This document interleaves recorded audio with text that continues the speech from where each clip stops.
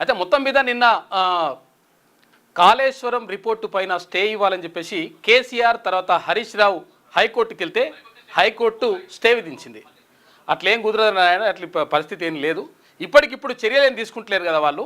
ఇప్పటికిప్పుడు చర్యలు తీసుకోనప్పుడు స్టే ఇవ్వాల్సినటువంటి అవసరం లేదు అని చెప్పేసి హైకోర్టు స్పష్టం చేసింది. ఈ నేపథ్యంలో మొత్తం మీద అసెంబ్లీలో చర్చ పెట్టిన తర్వాత, అసెంబ్లీలో చర్చ జరిగిన తర్వాత అసలు దానికి సంబంధించినటువంటి విషయాలన్నీ కూడా బయట పెట్టవచ్చు, ఆ తర్వాత మొత్తం కూడా బహిర్గతం చేయొచ్చు అని కూడా చెప్పింది.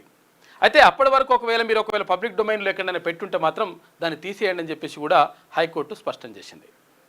అంటే నిజంగా తప్పే చేయకపోతే, నిజంగా ఇప్పుడు అందులో అవినీతి జరగకపోతే, అక్రమాలే జరగకపోతే వీళ్ళు కోర్టుకు వెళ్ళాల్సిన అవసరం లేదు. ఎందుకంటే కోర్టులో ఎప్పటికైనా కానీ న్యాయం న్యాయం గెలుస్తుంది అనేటువంటి నమ్మకం వాళ్ళకుంటే న్యాయస్థానాల్లో వాళ్ళు అసలు కోర్టుకు వెళ్ళాల్సిన అవసరం లేదు. కాకపోతే ఏంటంటే వాళ్ళు కోర్టుకు వెళ్ళిండ్రు. ఎందుకంటే ఆ రిపోర్టు బయట పెట్టొద్దు, ఆ రిపోర్టును రద్దు చేయాలి, అట్లా చేయాలి ఇట్లా అని పోతే అట్లా ఏం కుదరది.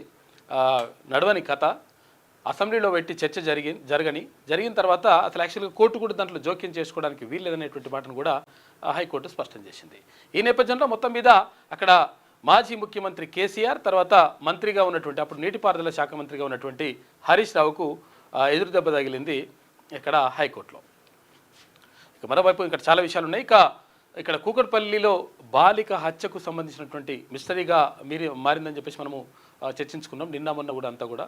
అయితే బాలిక పక్కింట్లో ఉండేటువంటి ఒక 15 ఏళ్ళ అబ్బాయి, 10వ తరగతి చదివేటువంటి అబ్బాయి, వాడు బ్యాట్ కోసం వీళ్ళ తమ్ముడి బ్యాట్ ఉందంట, ఆ బ్యాట్ కోసం బ్యాట్ను దొంగతనం చేయాలనేటువంటి ఒక ప్రణాళిక చేసుకొని, ఆ ప్రణాళికబద్ధంగా ఏం చేయాలి, ఒకవేళ అడ్డొస్తే ఏం చేయాలని చెప్పేసి అట్లా ప్రణాళిక చేసుకొని ఆ బాలిక చూసిండనే ఉద్దేశంతో బాలికను చంపేసినంట ఆ దుర్మార్గుడు. వాడు అట్లా జరిగిపోయింది అది. ఇక సిపిఐ జాతీయ ప్రధాన కార్యదర్శిగా పనిచేసిన 3 సార్లు పనిచేసిన సూరవరం సుధాకర్ రెడ్డి, నల్లగొండకు 2 సార్లు ఎంపీగా ఉన్నాడు ఆయన. తర్వాత తెలంగాణ ఉద్యమంలో కూడా కీలక భూమిక పోషించినటువంటి సూరవరం సుధాకర్ రెడ్డి నిన్న కన్నుమూశారు. అనారోగ్య సమస్యలతోటి బాధపడుతూ చనిపోయిందంట. 83 సంవత్సరాలు ఉంటాడు సూరవరం సుధాకర్ రెడ్డి. అయితే సురవరం ప్రతాప్ రెడ్డి వీళ్ళ పెద్దనాన్న, వీళ్ళ నాన్న వాళ్ళ అన్నయ్య. అయితే సురవరం సుధాకర్ రెడ్డి మొత్తం కూడా కమ్యూనిస్టు భావజాలంతో ముందుకెళ్ళినటువంటి వ్యక్తి. తర్వాత అందుకోసం మొదటి నుంచి కూడా లెఫ్ట్ భావజాలంతో పెరిగినటువంటి వ్యక్తి. లెఫ్ట్ భావజాలంతో మొత్తం కూడా జీవితాంతం కొనసాగినటువంటి సురవరం సుధాకర్ రెడ్డి నిన్న కన్నుమూశారు. ఇంకా చాలా విషయాలు మనం మాట్లాడుకుందాం. మాన్య దృష్టిలో ముందుగా ఈనాడు దినపత్రికను చూద్దాం.